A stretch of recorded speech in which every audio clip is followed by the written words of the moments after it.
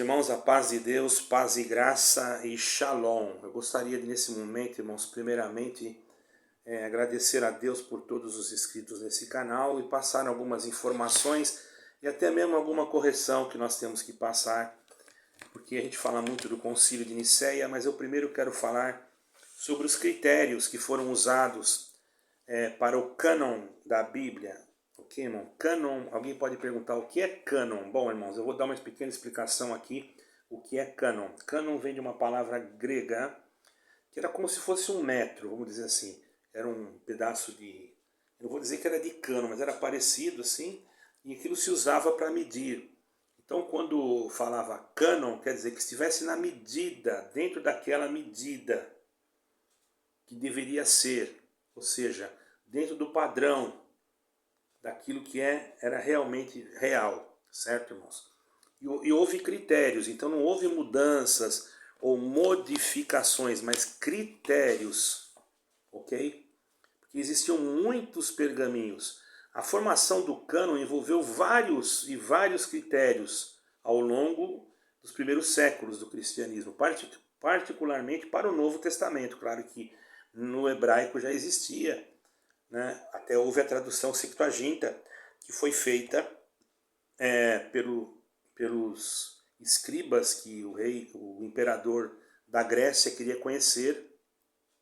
Então ele pediu para que fosse, ou mandou que fosse feita, diz a história, né, que foi feita 70 cabines e cada um ficou numa cabine e traduziu, e depois na hora das conferências elas todas saíram iguais. No caso, a nossa Bíblia que nós usamos é desta Septuaginta, não é, irmão? Então, por isso nós temos certeza daquilo que nós estamos falando. Pode haver alguma divergência em alguma tradução? Pode. Tradução é algo que depende do lugar, depende da língua que você está, para você compreender o contexto, para você poder entender o texto, né?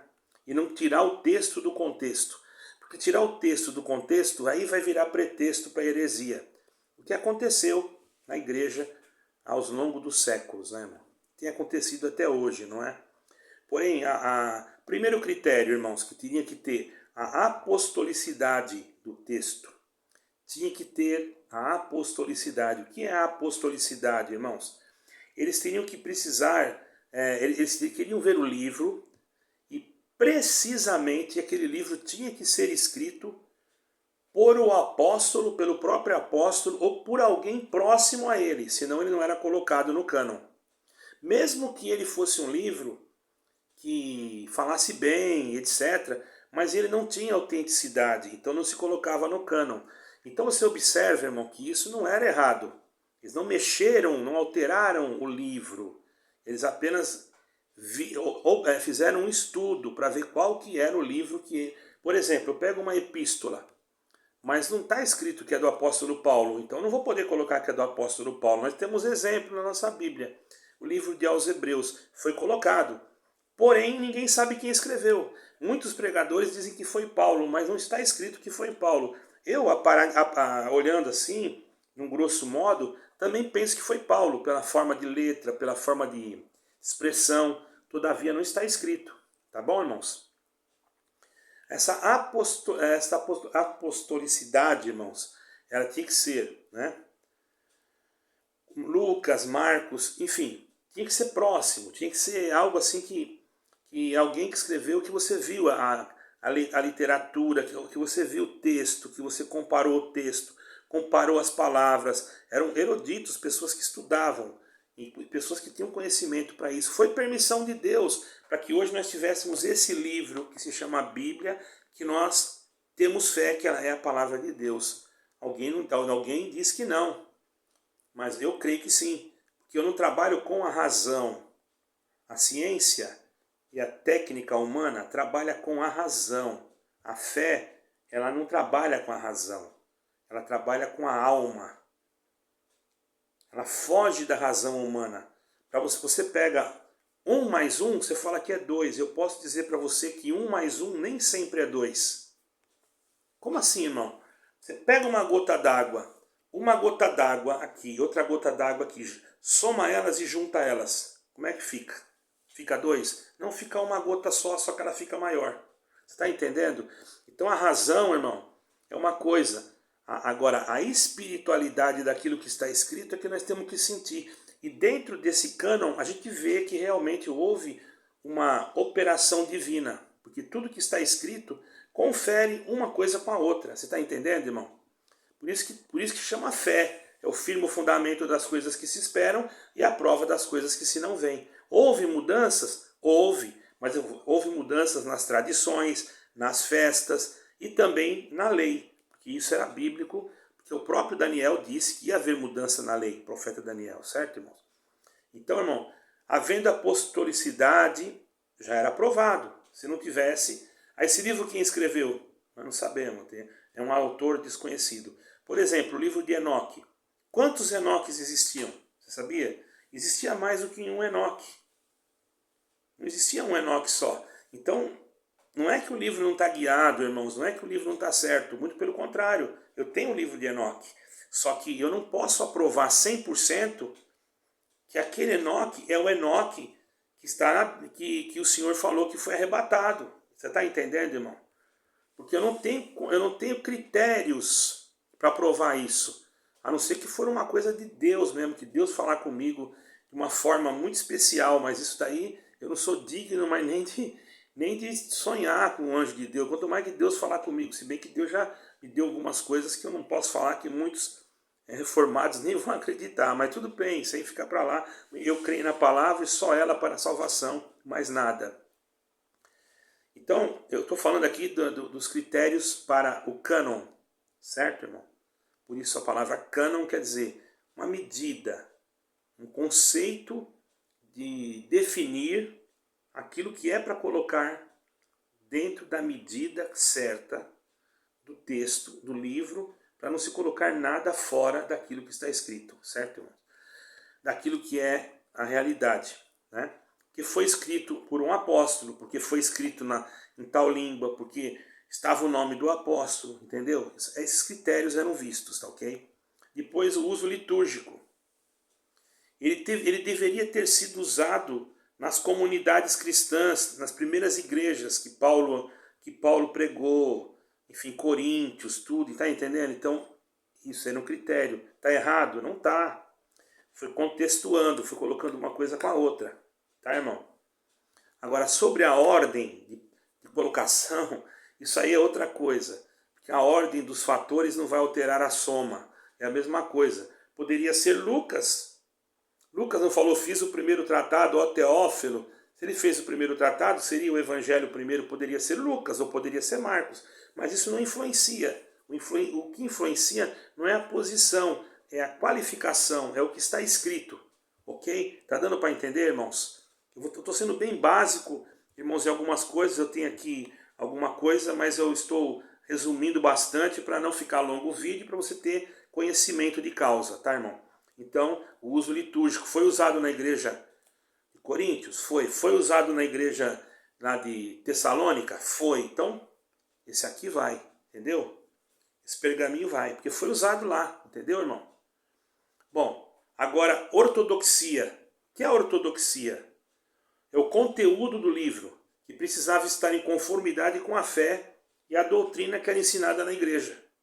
Quer dizer, se Paulo ou Timóteo estivesse falando outra coisa, que não era aquilo que ele mesmo já havia ensinado, como é que eu vou colocar? Ou quero alguma coisa contrária àquilo que Cristo... Porque existiam livros, e livros, tem o evangelho de não sei quem, tem o evangelho, mas não tem lógica, não tem, foge do contexto cristão, entendeu, irmãos? Então não dava para colocar, né? O evangelho de Maria Madalena, por exemplo, entendeu? É uma coisa que apareceu, mas não foi nem escrito com a linguagem original. Enfim, ninguém sabe quem escreveu, como é que vai colocar? Como é que eu vou dar crédito num livro que eu não sei quem foi que escreveu? Eu tenho que ter a ortodoxia, entendeu, irmão? Eu tenho que ter a ortodoxia, o texto, contexto, entendeu? Então, a ortodoxia é o conteúdo do livro, você está entendendo, irmão? Então você vê que foi feito tudo, não foi alterado. A gente fala assim que foi alterado. Foi alterado uma coisa, datas, Eu já vou explicar, tá? Vamos lá, continuamos. E depois o consenso. Qual é o consenso? As igrejas que naquela época do cristianismo primitivo, as comunidades, né, usavam aquele livro, liam aquelas cartas, né? E em Jerusalém liam aquelas cartas, conheciam aquele livro. Então, irmãos, às vezes até era escrito em grego, porque na verdade a língua grega ela foi uma língua como o inglês hoje, entendeu, irmãos? E para tradução, como é que Paulo ia pregar em Coríntios, que é uma cidade próxima, um lugar próximo à Grécia, se falava muito grego? Como é que ele ia pregar? Ele ia pregar em hebraico? Paulo era um homem poliglota, ele falava vários idiomas, tá, irmão? Mas isso foi definido, Constantino ele não teve acesso a isso. Isso foi definido no ano 397 depois de Cristo. Demorou, foi vários estudos, vários, vamos dizer, teólogos, várias pessoas que estiveram em cima ali dos textos a verificar se os textos realmente estavam de acordo com o Antigo Testamento, se foi herdado do cânon judaico, certo, irmãos? Porque tinha que ser. Tem mais essa. Eles pegavam o cânon judaico. Por isso que eu digo, irmãos, a Bíblia é a palavra de Deus. Irmãos, os judeus, eles são muito criteriosos, tá? Judeus é muito criterioso nas coisas de Deus, ele tem um respeito muito grande. Se nós tivéssemos, com todo respeito, o respeito que eles têm pela Torá, que é o nosso Pentateuco, e por tudo que está na Bíblia, irmãos, olha, eu vou dizer uma coisa para vocês. Ah, mas eles não creram em Yeshua ainda. Não creram? Tem 1 milhão de judeus que já creem em Yeshua. Pelo menos eu soube isso ano passado. Deve ter mais, tá? Então, irmãos, nós não podemos falar, mas eles são messiânicos. Irmãos, é uma vergonha para nós que nos chamamos cristãos e eles não se chamarem cristãos. Sabe por que eles não se chamam cristãos? Justamente por causa da igreja, desta igreja, que eu não vou citar o nome, porque eu não quero machucar nenhuma denominação, não a igreja primitiva. A igreja primitiva, ela sofreu também. Ela foi perseguida, os apóstolos foram perseguidos. Mas eu estou dizendo que depois de muitos séculos, a igreja, que é esta igreja que eu estou falando, que é a igreja romana, ela fez a Inquisição, ela era detentora lá dos cruzados, que entravam em Jerusalém e fizeram coisas terríveis, não posso falar aqui, né? Senão vai prejudicar.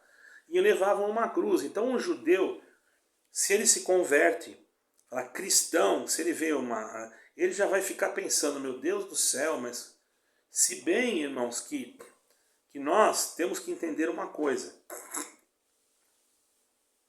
Messianismo e cristianismo é a mesma coisa. Apenas, às vezes, existe um messianismo que pende um pouco para o judaísmo, né? Mas isso não é critério para a salvação.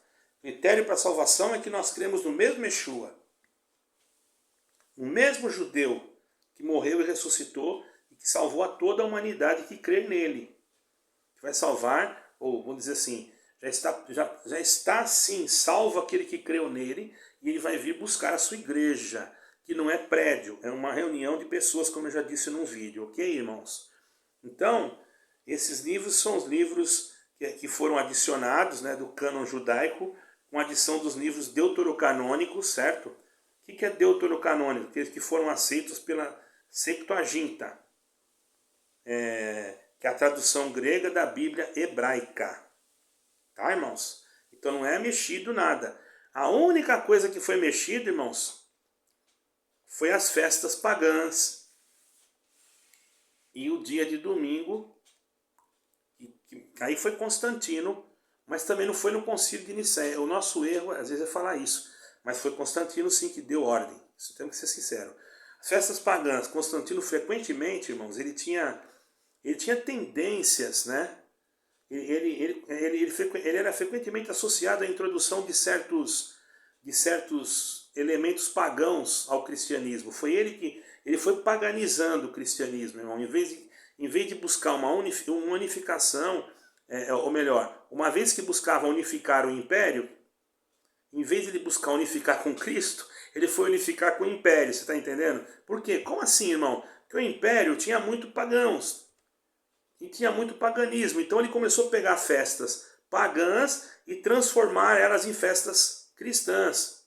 Algumas práticas de festividade foram cristianizadas seria a palavra certa. Como Natal, né, que era o dia de solstícios, como a Páscoa, eles mudaram a data, porque a Páscoa judaica não era no dia que eles marcaram. A Páscoa judaica, a Páscoa que se comemorava mesmo, era a Páscoa no dia 14 de Nissan, certo, irmãos? E aí o catolicismo mudou para o domingo para cair justamente no dia também de uma festa da Saturnália e de uma festa de uma deusa da produtividade. Por isso que inventaram essa de coelho, porque coelho é que nem... Coelho nasce um monte de coelho, entende, irmão? Que não tem nada a ver com Jesus Cristo. Então quando você vê um ovo de Páscoa, não estou dizendo que é idolatria, porque você não mandou ninguém benzer. Para mim aquilo é chocolate.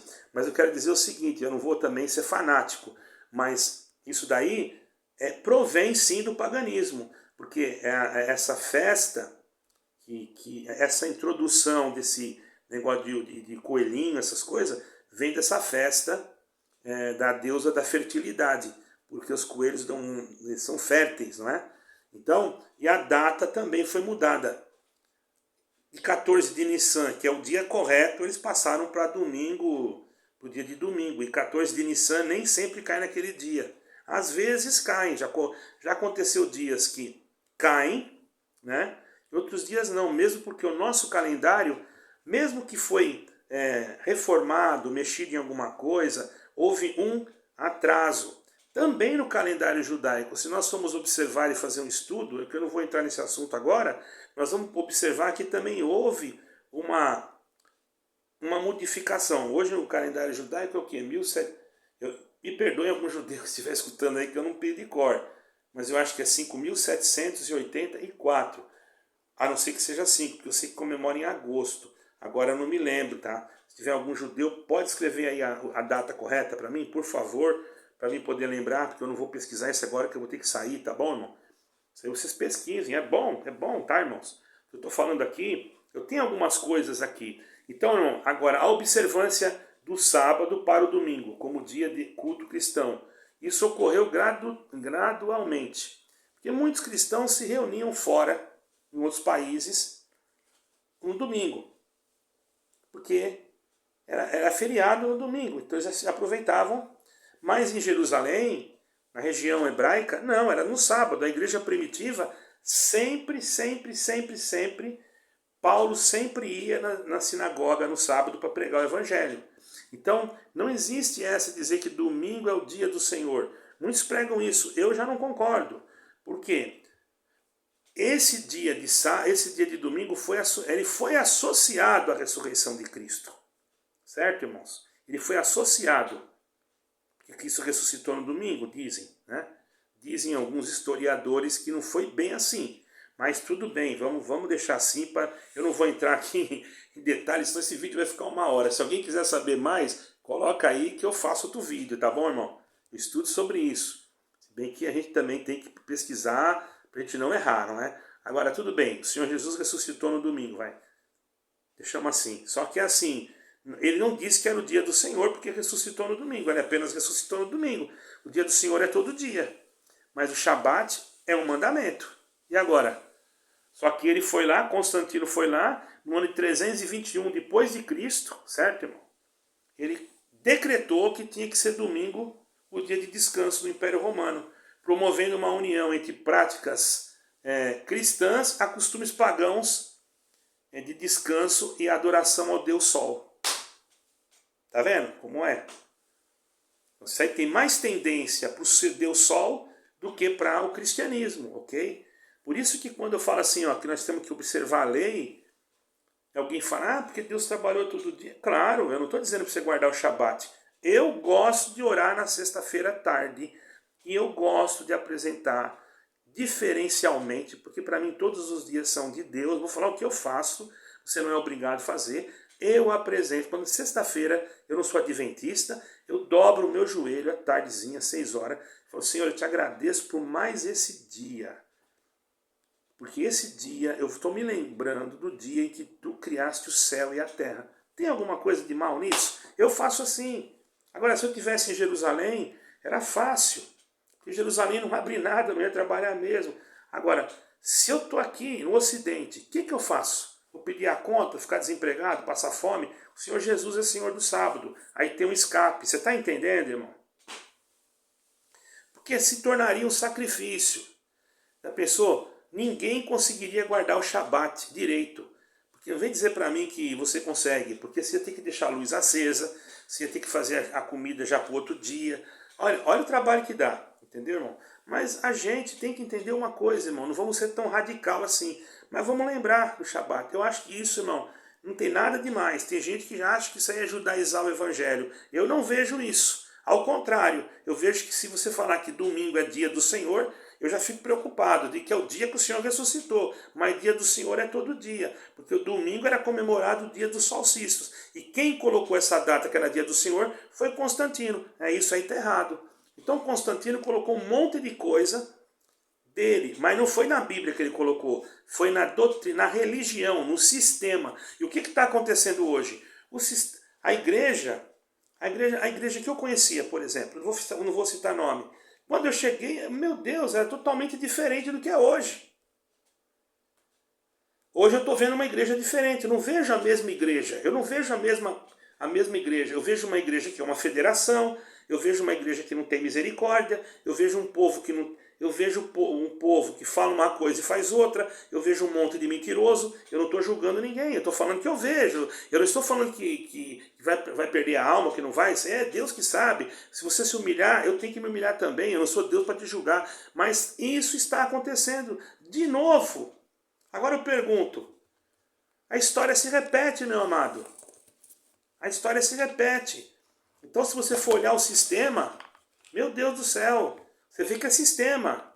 Então não dá. Então eu prefiro servir a Cristo em Cristo, não em placa. Em Cristo, nas Sagradas Escrituras. Porque eu creio no que está escrito aqui. Eu não vou na razão, eu não vou pensar, não, aquele homem tirou um livro que estava escrito contra ele. Não. Eu creio que a palavra de Deus e ponto e vírgula e acabou. É uma questão de fé. Irmão, você falar para um ateu que Deus fez o mundo, ele não vai acreditar. Mas se você falar para ele assim, olha, você acredita que o homem veio do macaco? Ele vai acreditar. E se você perguntar para ele, mas quem que foi que fez o primeiro macaco? Ele vai ficar arrumando em Big Bang, não sei o quê. E é tudo papo furado, porque foi Deus que fez. Não adianta, não tem como fugir. Você está entendendo, irmão? Então não tem como fugir da realidade. A Bíblia é a palavra de Deus. E Deus trabalha nos pensamentos do homem e trabalha na história da humanidade também. O que nós estamos vendo hoje, no Oriente Médio, é o quê? O início de um Gog e Magog. Ou se não é um início, é um sinal.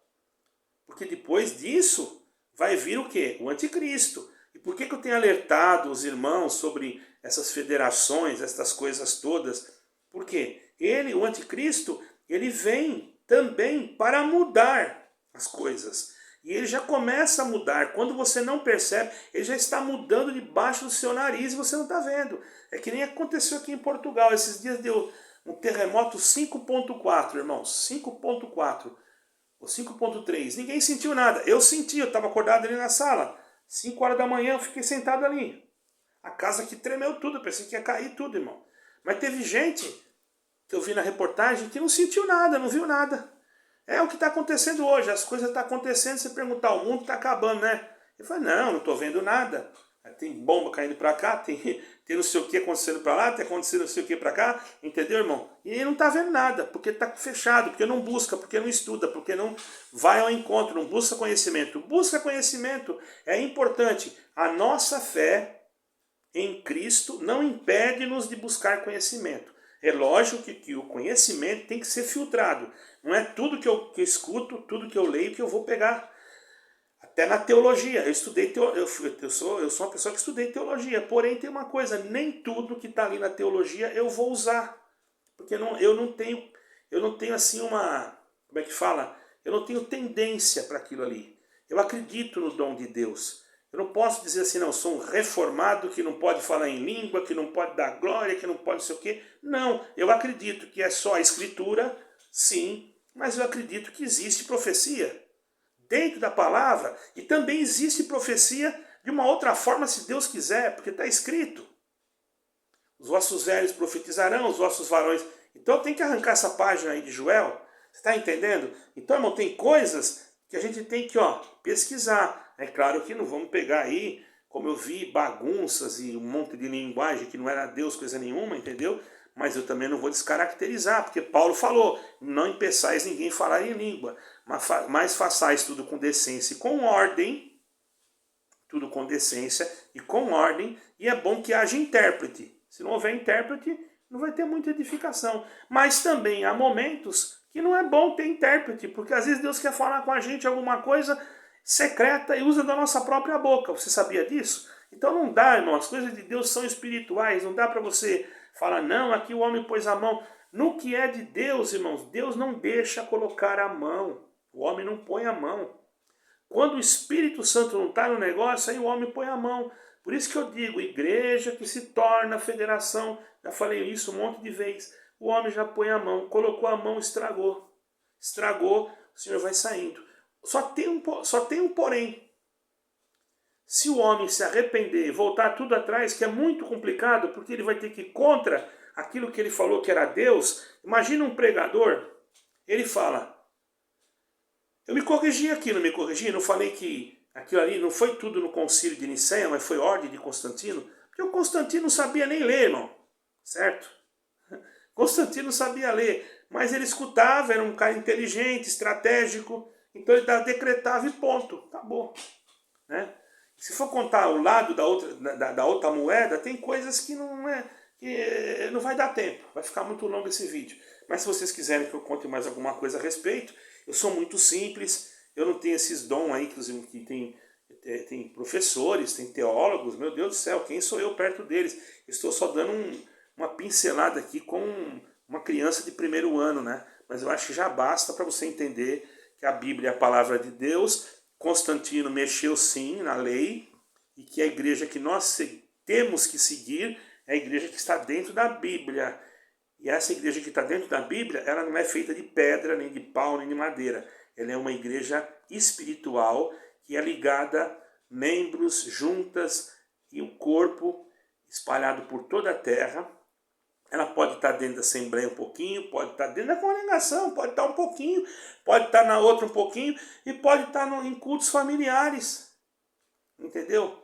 Nas casas, porque o Senhor, a palavra igreja vem daquela palavra eclésia, que quer dizer reunião de pessoas.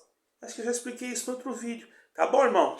Se você gostou, deixa o seu like, ajuda no canal, vai firme que nós estamos junto com você, ora por nós, perdoa os erros aí, irmão. Se tiver algum teólogo aí, algum irmão que sabe muito mais, eu agradeço que você ore por mim para mim aprender, porque se quiser pegar meu telefone, tá aí, vai ficar no contato, vai ficar aí no vídeo, pode pegar, me ligar, me ensinar, eu preciso aprender. Eu estou aqui para ensinar e para aprender, tá bom? Aqui nós trocamos pensamentos, ideias, aqui não tem ninguém sábio. Sábio aqui para nós é só Jesus Cristo. Deus abençoe a todos. Não estamos ensinando errado, tá bom, irmão? Estamos pegando coisas que estão escritas na história e na Bíblia. Porém, não temos aquela franqueza de explicar com tanta facilidade. Porém, é o que nós podemos fazer e é o que fazemos. Deus abençoe, fique com Deus. E Shabbat Shalom, ainda não é, né? Shabbat Shalom ainda não é. Shabbat Shalom aqui em Portugal seria 6 horas da tarde. Mas aqui ainda é 4. Aí no Brasil deve ser meio-dia. Olha que coisa linda. Estão almoçando. Deus abençoe a todos. Bom almoço para vocês do Brasil, Estados Unidos, não sei que hora que é.